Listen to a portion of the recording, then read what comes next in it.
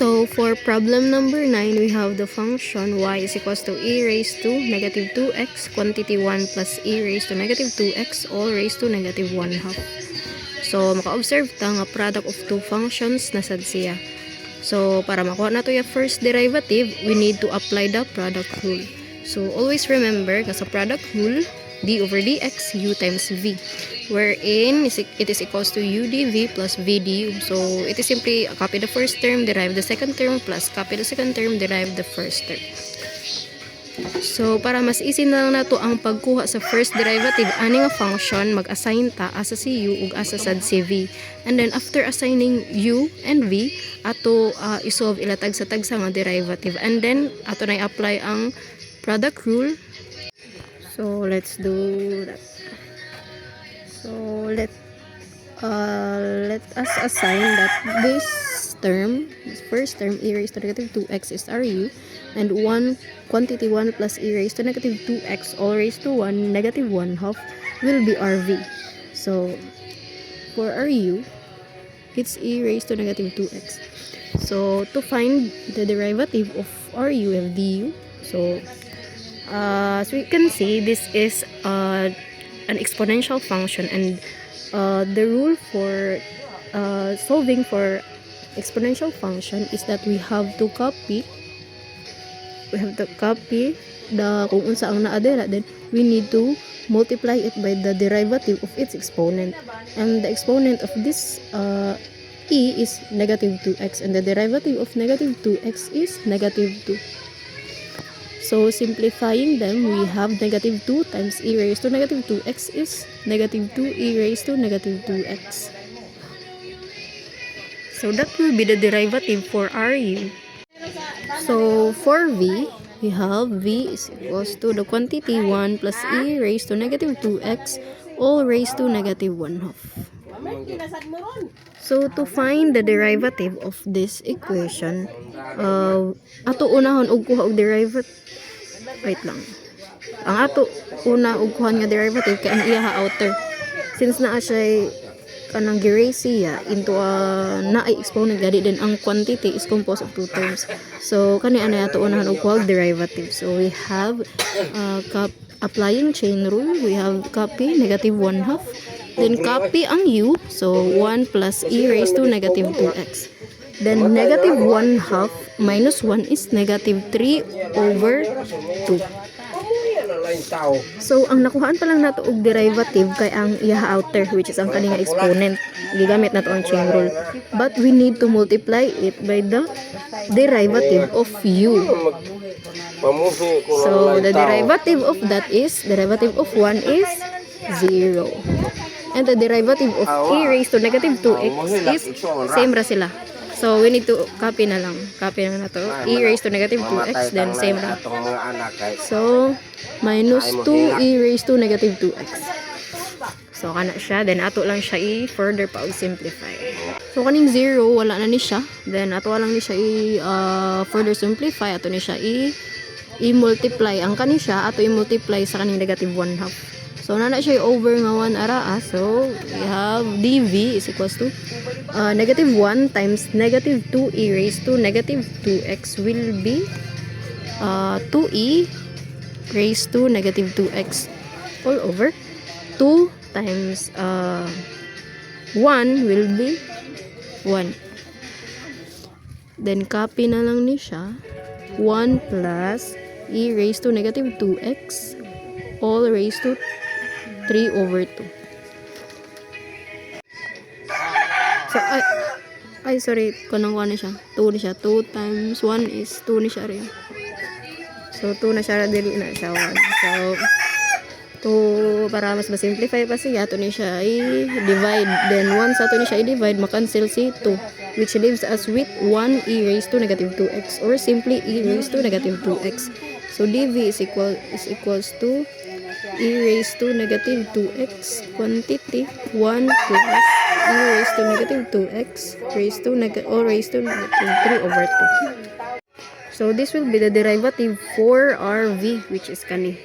kani siya wait lang. So the derivative of quantity 1 plus e raised to negative 2x all raised to negative 1 half is e raised to negative 2x quantity 1 plus e raised to negative 2x all raised to negative 3 over 2. Na siya. So, naa na tayo value sa derivative sa u o derivative sa u and ang derivative sa v. So, we can use the product rule na. So, easy na lang siya pag-solve since diretso na lang tabutang sa mga nakuha nato na value. So, let's use product rule. So, let's apply the product rule here. So, we have y prime is equals to we need to copy the first term. So, copy the first term, e raised to negative 2x times the derivative of the second term which is kani siyang v. And the derivative sa v, and ang derivative sa v is we have e raised to negative 2x quantity 1 plus e raised to negative 2x all raised to negative 3 over 2.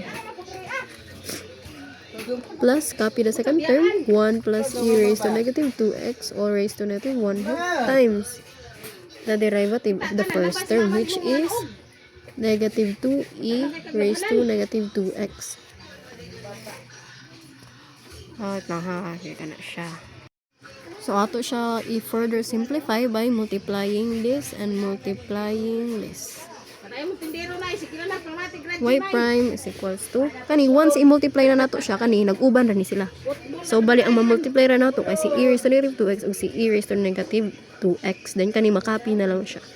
So multiplying e raised to negative 2x and e raised to negative 2x quantity 1 plus e raised to negative 2x all raised to negative 3 over 2 will be e raised to negative 4x quantity 1 plus e raised to negative 2x all raised to negative 3 over 2. So ano na negative 4x? So, once we multiply mga good, nag-involve exponents, we need to add their exponents. So, adding negative 2 and negative 2 will give us negative 4x. Plus, ano siya?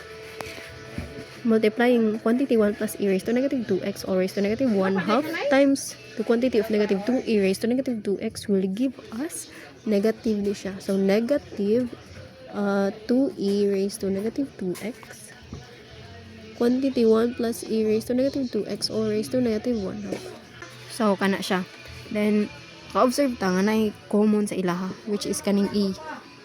E o kaning 1 plus e. Then, diri asad na asay e, then na asay 1 plus e.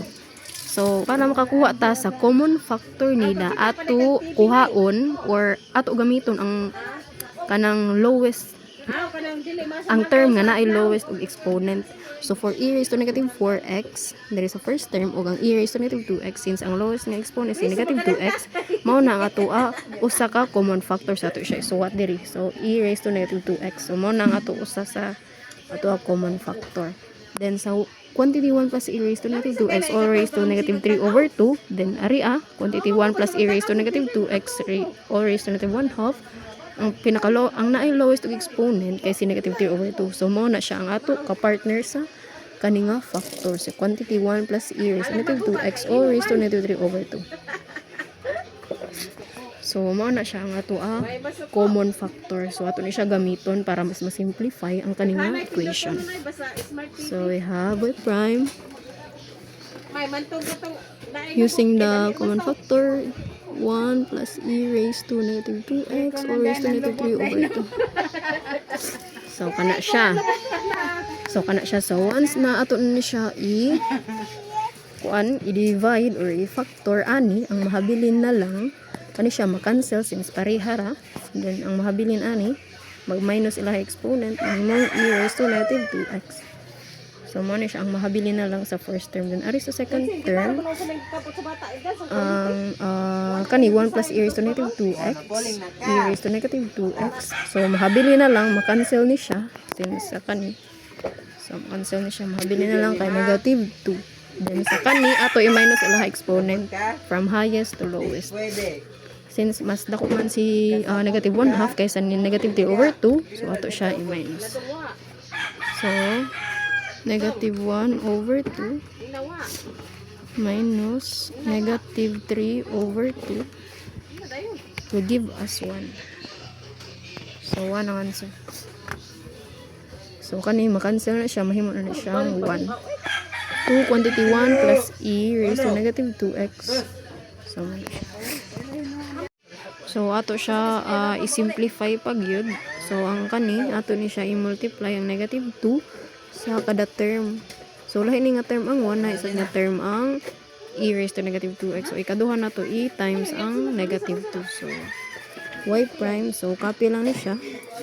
E raised to negative 2x quantity 1 plus e raised to negative 2x all raised to negative 3 over 2. Then ari copy lang si 1 e raised to negative 2x. Then kani multiply na to, negative 2 times 1 will be negative 2. Then negative 2 times e raised to negative 2x will give us negative 2e raised to negative 2x.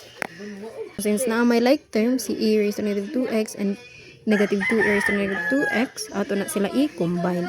So we have y prime is equals to, copy lang gihapon, 2x 1 plus e raised to negative 2x all raised to negative 3 over 2. Then kani, so ato ibutang anay si negative 2 area, so negative 2. Then kani negative kani siya, negative 2 e raised to negative 2x plus e. So will give us negative e raised to negative 2x. So kana siya, negative e raised to negative 2x.